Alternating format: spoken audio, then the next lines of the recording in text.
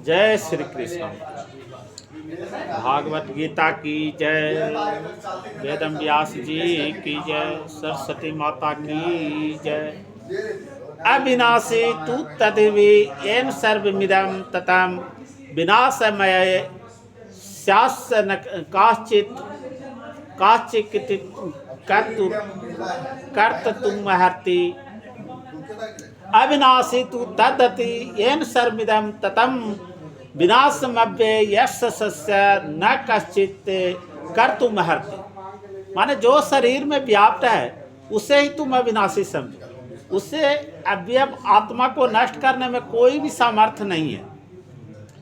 माने कहने का तात्पर्य है कि इस श्लोक में संपूर्ण शरीर में व्याप्त आत्मा के प्रति प्रकृति के अधिक स्पष्ट वर्णन हुआ। सभी लोग समझते हैं कि जो सारे शरीर में व्याप्त है वह चेतना है। प्रत्येक व्यक्ति के शरीर में किसी अंश या पूरे भाग में सुख दुख का अनुभव होता है, किंतु चेतना का यह व्याप्ति किसी के शरीर तक ही सीमित रहती है। तो एक शरीर के सुख तथा दुख का बोध दूसरे शरीर को नहीं हो पाता। फलतः प्रत्येक शरीर में व्यष्ट आत्मा है और इस आत्मा की उपस्थिति का लक्षण व्यष्ट आत्मा द्वारा परिलक्षित होता है। तो इस आत्मा को बाल को अग्रभाग को 10,000वें भाग को तूल बताया जाता है। श्वेत उपनिषद में श्वेतर उपनिषद में इसकी पुष्टि हुई है। बालग्रस्य भागस्य सतता कल्पितस्य च भागो जीव स विज्ञेय स चानान्ते कल्पता। यदि बाल के अग्रभाग को 100 भागों में विभाजित किया जाए और फिर इनमें से प्रत्येक भाग को 100 भाग में विभाजित किया जाए तो इस तरह के प्रत्येक भाग को माप आत्मा के परिमाप। तो इस प्रकार यही कथन निम्नलिखित श्लोक में मिलता है। के साग्र सता भागस्य संतास सादृशात्मक जीव सूक्ष्म स्वरूपो संख्यतो ही चित्कना। माने आत्मा के परमाणुओं के अंततः कण है जो माप में बाल के अगले भाग नोक के 10,000वें भाग के बराबर है।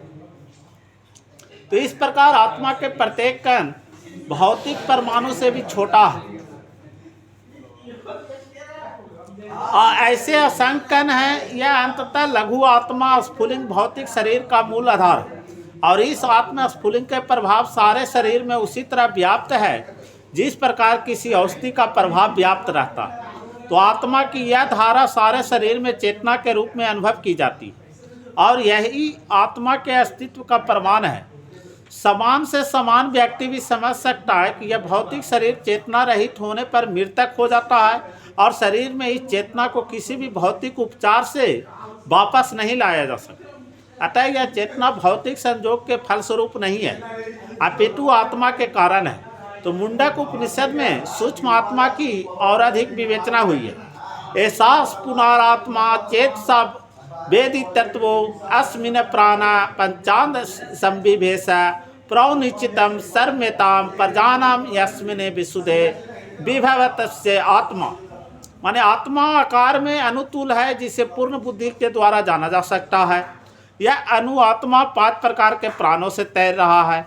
प्राण आपन व्यान समान तथा उदान यह हृदय के भीतर स्थित है और देहधारी जीव के पूरे शरीर में अपने प्रभाव का विस्तार करता है।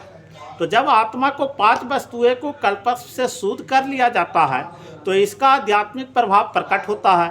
हठ योग का प्रयोजन विविध आसनों द्वारा उन 5 प्रकार के प्राणों को नियंत्रण करना है जो आत्मा को घेरे हुए है और यह योग के किसी भौतिक लाभ के लिए नहीं अपितु भौतिक आकाश के बंधन से अनु आत्मा को मुक्ति के लिए किया जाता है। तो इस प्रकार अनु आत्मा के सारे वैदिक साहित्य ने स्वीकारा है और प्रत्येक बुद्धिमान व्यक्ति अपने व्यवहारिक अनुभव से इसका प्रत्यक्ष अनुभव करता है।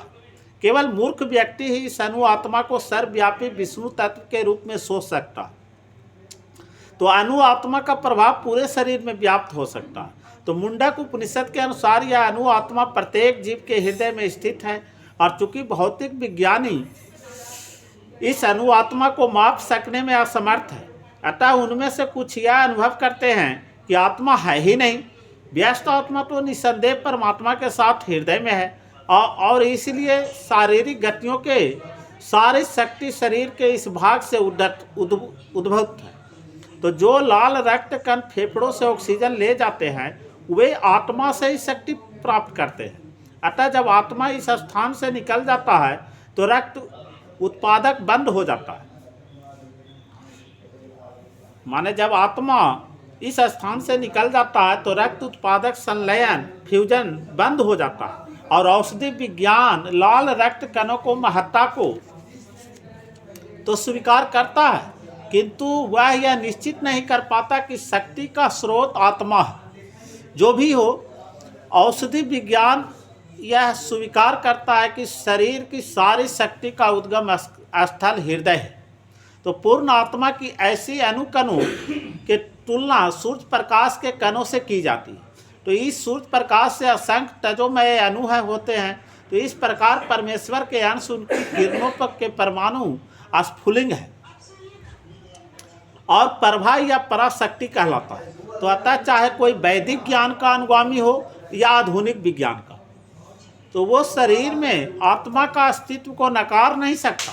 भगवान ने स्वयं भगवत गीता में आत्मा के इस विज्ञान का विशद वर्णन किया है। बोलिए वृंदावन बिहारी लाल की जय। जय जय श्री कृष्ण भगवान की जय। भागवत गीता की जय। वेद व्यास जी की जय।